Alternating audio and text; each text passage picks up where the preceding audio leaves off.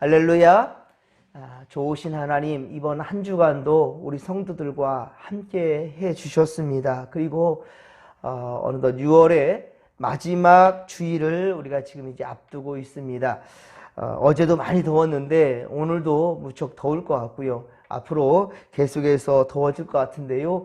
여러분, 주 안에 있어서 몸도 마음도 여러분의 영혼도 더욱더 강건하기를 주님의 이름으로 간절히 축원합니다. 오늘 주시는 말씀은 빌레몬서 이제 마지막 시간인데요. 빌레몬서 1장 15에서 25절까지의 말씀으로 빌레몬의 종 바로 오네시모는 주인의 집을 지금 도망쳐 나왔는데요. 이 나올 때가 18절에 보듯이 불의한 것과 또 주인의 빚진 것이 있는 그 상황이라고 파악이 됩니다. 불의한 것과 주인의 빚진 것. 그래서 이걸 미루어 본다면, 그러니까 빌레몬의 그것을 가지고 도망쳐 나온 것, 훔쳐 나온 것, 이것일 수 있고, 또 불의한, 그러니까 주인의 명령에 불복종하고 그렇게 도망쳐 나온 것으로 파악이 됩니다. 그리고 거기서 멈추지 않고 오네시모, 심성이 그랬을 것 같아요.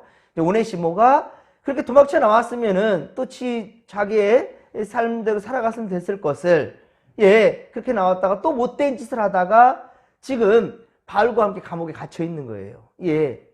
그 못된 짓을 하다가 불의함을 더하여서 감옥에 지금 갇히게 되었고, 그곳에서 바울을 만난 겁니다. 그러나 참 감사할 일이죠. 감옥에 갇혔지만 그곳에서 바울과 같은 사람을 만난 겁니다. 물론 바울은 죄 지어서 감옥에 갇힌 것이 아닙니다. 바울은 복음을 전하다가 그렇게 옥에 갇히게 된 것입니다. 그리고 바울을 통해 그 오네시모가 어때요? 복음을 들었습니다. 비록 옥에 갇혀 있는 상황이지만 예수님을 영접하게 되었다라는 거예요. 예수님을 영접하게 된 이 오네시모. 이후로는 나이가 많이 든 바로 이 바울 곁에서 수종 들면서 그렇게 함께 있었다라는 것이죠. 오네시모는 죄를 짓고 잠시 주인을 떠나 있지만은 이제 이 일을 인해서 빌레몬은 그를 영원에 두게 되었다. 우리 15절 보십시오. 15절 보면 그를 영원히 두게 되었다. 영원히 두게 되었다. 이게 무슨 말일까요? 영원히 두게 되었다.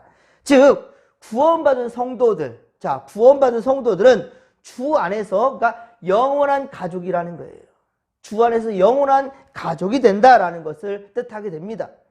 16절에 바울은 빌레몬에게 부탁합니다. 하나님 안에 한 가족이 되었으니 너나 나나, 그리고 오네시모까지, 너에게서 불의한 일을 행하고 도망쳐 나왔던 이 오네시모, 그런데 그마저도 이제 예수를 구주로 영접함으로 말미암아 우리는 하나님 안에 한 가족, 주님 안에 한 가족이 되었단 말입니다. 그렇으니 이제 종과 같이 대하지 말라. 종과 같이 대하지 말고 종 이상으로, 곧 사랑으로 대하라 라고 그렇게 주문하고 있어요. 사랑받는 형제로 여길 것이다. 하나님께서는 그렇습니다. 주 안에서 주인과 종의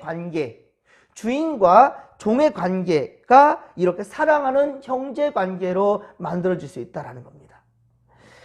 그러하기 때문에 17절에 바울은 빌레몬에게, 17절에 보면 빌레몬에게 만일 그가 바울을 동역자로 여긴다면, 네가 나를 동역자로 여긴다면 오네시모를 자기처럼 영접해달라.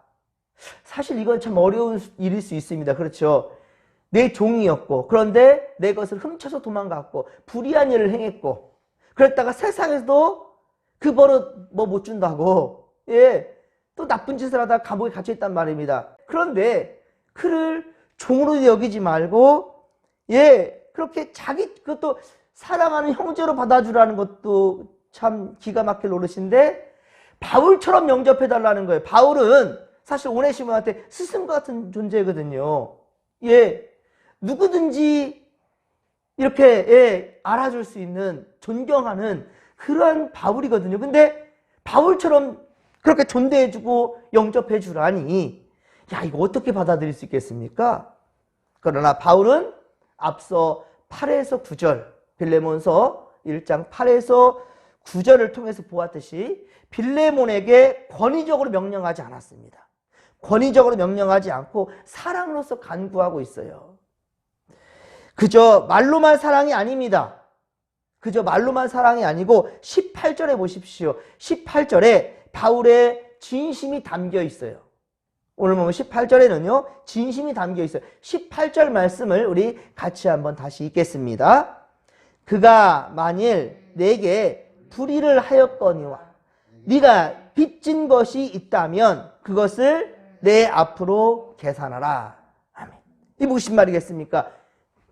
너에게 불의를 하였거나 혹은 너에게 빚진 것이 있다 한다면, 그러니까 오네시모가 빌레몬에게 빚진 것, 그것을 어떻게 하겠다? 내가 갚겠다.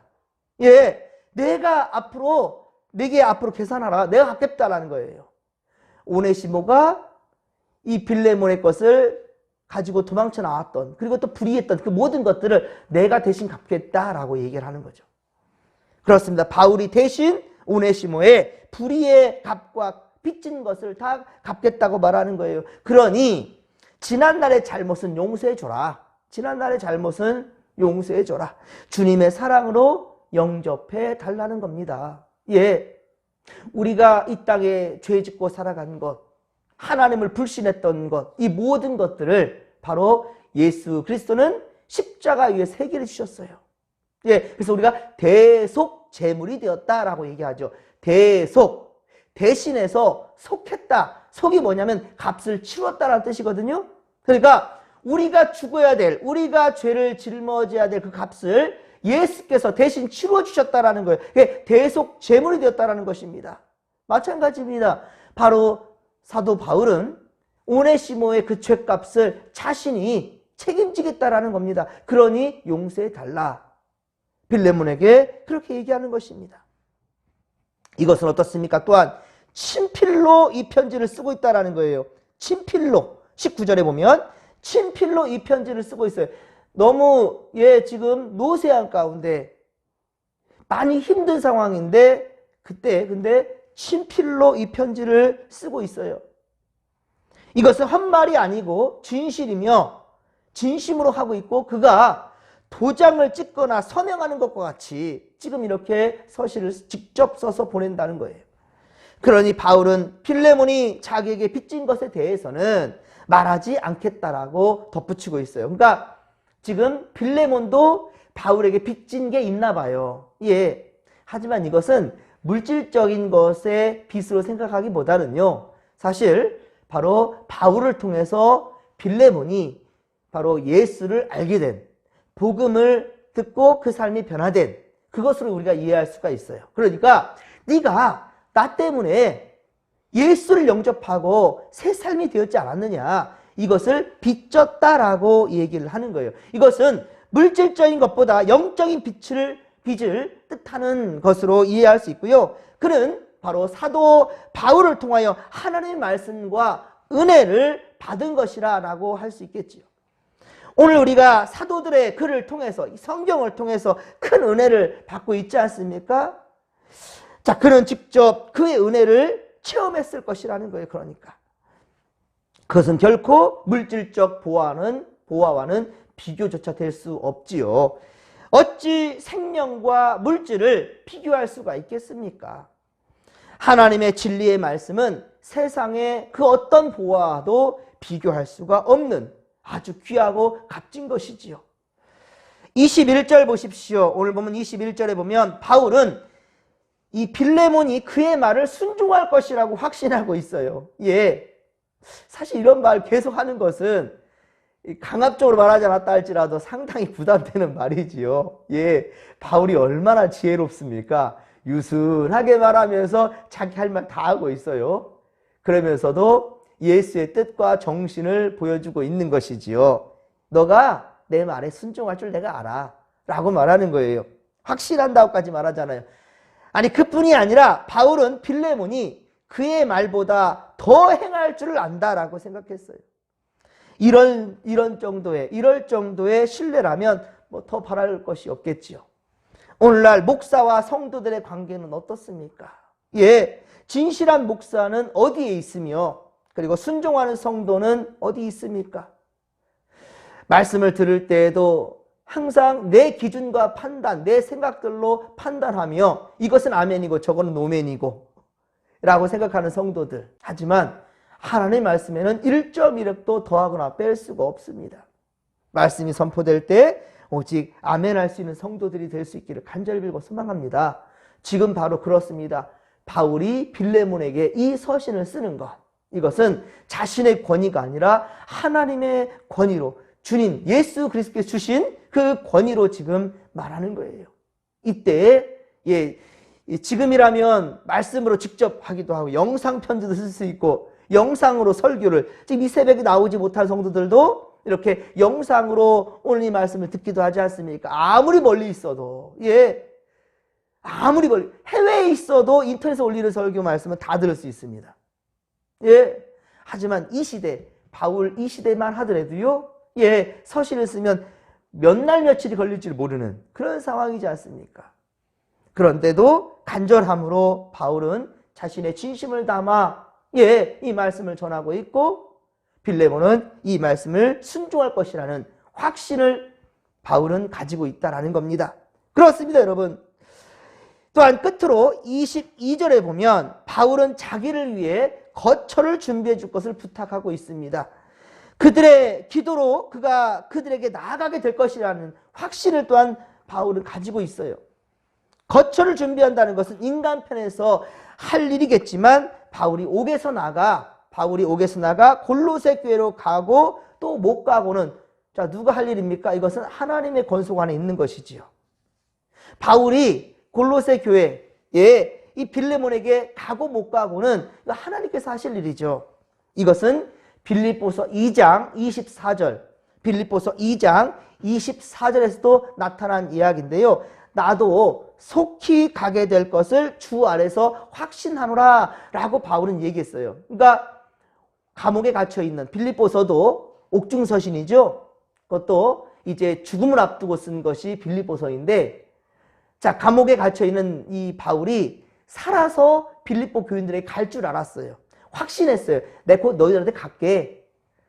바울이 갔습니까? 못 갔습니까? 못 갑니다. 그대로 순교당해요. 빌립보 교회 교인들에게 가고 싶었지만 못 갑니다. 마찬가지입니다. 지금 빌레몬, 이에게 내가 너희에게 갖게 했지만 못 갑니다. 참 너무나도 가고 싶고 보고 싶고 함께하고 싶은 바울의 간절함이 여기 녹아 있어요. 인간이 계획은 세우지만 이를 이루시는 것은 하나님이라는 거예요. 하나님은 오히려 로마에서 바울이 순교함으로 말미암아, 오히려 그 바울의 죽음으로 말미암아 바로 로마는 나중에 기독교 국가가 돼요. 그리고 전 세계로 복음이 뻗어나가게 되는 바로 바울이 복음의 밑거름이 된다는 말이에요. 그래서 하나님은 그저 바울의 인간적인 마음, 골로새 교인들도 보고 싶고 빌레몬도 보고 싶고 오네시모도 다시 그곳에서 확인하며 보고 싶은 이런 마음은 간절한 바울이지만, 그러나 하나님께서는요, 바울을 다시 그곳으로 돌려보내지는 않으십니다. 감옥에서 결국은 순교당하게 되거든요. 그러므로 우리는 범사에 하나님을 인정하면서 그리고 믿음을 가지고 우리는 하나님께 묵묵히 기도할 뿐입니다. 23, 24절에 거론되는 함께 갇혀있는 에바브라. 이 에바브라는 골로새 교회의 말씀을 가르친 초대 목사였어요. 골로새 교회. 그러니까 골로새서와 빌레몬서는 같은 지금 그곳을 향하고 있는 거예요. 이 빌레몬이 바로 골로새 교인으로서 이해할 수 있거든요. 골로새 지역에 있는 사람이에요. 물론 가정교회에서 또 시작하는 또 다른 곳이기도 할 수 있겠지만은 그렇습니다. 골로새 교회의 말씀을 가르친 담임 목사님은 바로 에바브라. 오늘 23, 24절, 23절에 보면 에바브라가 등장하지요. 23절에. 그렇습니다. 그리고 마가, 24절 보면 마가가 등장하죠. 이 마가는 누구입니까? 1차 선교여행 때 말없이 가버린 마가 요한을 의미해요. 사도행전 13장에 기록되어져 있는 마가 요한. 힘들다고 그냥 도망가 버렸어요. 1차 선교여행 때. 이런 사람. 그런데 어떻습니까? 회개하고 돌아왔다는 것을 알 수 있겠죠. 지금은 바울의 동역자가 되어 있습니다. 예. 그러니까 어느 누구든지 우리가 정죄하면 안 돼요. 저 사람 못된 사람, 저 사람은 내게 잘하니까 내가 이뻐해야지, 이러면 안 되는 거예요. 목사도 사람인지라 예배 시간에 열심히 예배하고 또 항상 좋은 것을 함께 소통하는 성도가 있다면 한 번 더 생각하게 될 수 있겠죠. 하지만 전 최대한 모든 성도들을 동일하게 좀 대하고 싶어요. 예, 우리 식구니까.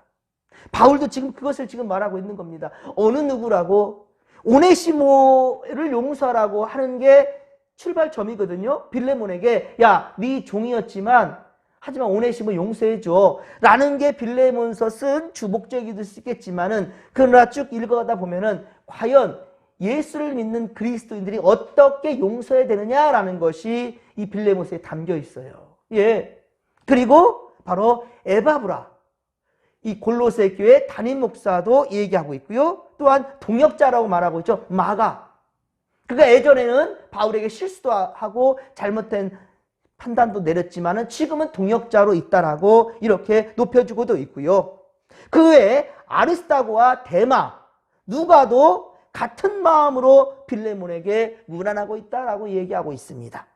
그리고 25절에는 빌레몬과 그 가정을 또한 축복하고 있어요. 결론적으로 본 서신은 동역자들 간에 그리고 성도들 간에, 성도와 목회자 간에 아름다운 교제의 관계를 지금 말하고 있는 겁니다. 또한 본 서신은 하나님의 은혜로 무익한 자가 유익한 자가 되었다. 이게 오늘 꼭 또 빌레몬에서 잊지 말아야 될 말입니다. 무익한 자가 유익한 자가 되었다. 종이 사랑받는 형제가 되었다. 이거 놀라운 겁니다. 종과 상전의 관계인데 형제로 관계로 되었다라는 것. 이거 정말 놀라운 거거든요. 그렇습니다. 앞서도 말했듯이 여기 지금 오네시모, 이 오네시모라는 뜻이 뭐냐? 어제 말씀드렸었죠. 오네시모라는 뜻이 뭐였어요? 유익한 자라는 뜻이에요. 유익한 자. 부모가 자식의 이름을 지을 때도 다 의미를 두고 짓댔잖아요. 하지만 어때요? 그 자식들이 부모의 뜻대로 이름값을 하면 얼마나 좋겠냐마는 이름값 하지 못한 사람들이 얼마나 많습니까? 예. 그런데 이 오네시모도 그랬단 말이에요. 오네시모라는 뜻은 유익한 자, 세상에 유익한 자가 되어라 라고 부모님이 이름을 지어줬지만 그는 무익한 자였단 말입니다. 하지만 지금은 이제 어떻습니까? 유익한 자가 되었다라는 것이죠. 우리도 이제까지 무익한 존재였다 할지라도 이제는 믿음으로 결단하며 하나님의 주신 은혜에 보답하는 유익한 자들이 되어야 된다는 것입니다. 이름값을 하는 성도답게, 특별히 우리 진목교회 성도답게 살아갈 수 있는 우리가 되기를 소망합니다. 자, 내일부터는 이렇게 우리 빌레몬서는 오늘까지 마쳤고요. 예, 용서에 대해서 배웠습니다. 그리고 무익한 자가 유익한 자가 되어야 된다는 것. 그렇습니다. 그리고 사도 바울이 그저 사랑을 말하는 것이 아니라 자기가 먼저 본을 보이죠. 예, 빌레몬 너도 나에게 빚졌잖아. 하지만 내가 이제 그거 안 물을게. 내가 그리고 오네시모가 빚진 거 내가 갚을게. 라고까지 말하는 바울의 마음. 이것을 통해서 우리가 이 시대에 어떻게 사랑하고 용서해야 되는지를 우리는 배웠습니다. 이제 내일부터는 우리 구약 성경 전도서로 우리 가겠습니다. 예, 전도서는 특별히 솔로몬이 마지막 때에 또 사도 바울도 좀 비슷한 부분입니다. 연로한 이제 죽음을 얼마 앞두지 아니하는 그런 상황에 솔로몬이 마지막으로 자식에게 그리고 이 백성들에게 전하는 유언과 같은 그러한 성경이 바로 전도서입니다. 자, 이것을 우리가 내일부터 또 읽겠으니 여러분들 기대하시면서 또 새벽제단도 믿음으로 달려왔으면 좋겠습니다. 새벽제단도 여러분 믿음으로 지켜주시기 부탁드립니다. 그리고 내일은 또 특별히 주님의 날입니다. 우리 삶의 우선순위를 잊지 않았으면 좋겠습니다. 주님께 우선순위를 두고 서로 사랑하며 믿음으로 강권하며 주의 자를 지키는 믿음의 권속들이 다 되기를 주님의 이름으로 간절히 축원합니다. 한 주간도 지켜주시고 함께 하신 주님의 이름을 높여드리시며 또 믿음으로 주의를 준비합시다. 주여 삼창 부르며 기도하며 나갑니다. 주여 주여 주여. 살아계신 하나님 아버지, 고맙고 감사를 드립니다. 할렐루야. 은혜 충만, 성령 충만, 말씀 충만으로 함께하여 주시옵소서. 아버지여, 우리가 주를 믿는 아버지 성도란다면 우리 진정 아버지여 서로를 사랑으로 대해야 될 것이고, 그저 헛된 사랑이 아니라 마음으로서 진심으로 사랑하며 우리 용서하며 우리 맞이할 수 있는, 품을 수 있는 그런 넓은 아량과 사랑을 우리가 가질 수 있도록 주님 진심으로 사랑할 수 있도록 십자가의 사랑이 우리 가운데 있기를 원하오니 함께하여 주옵소서. 함께하여 주옵소서.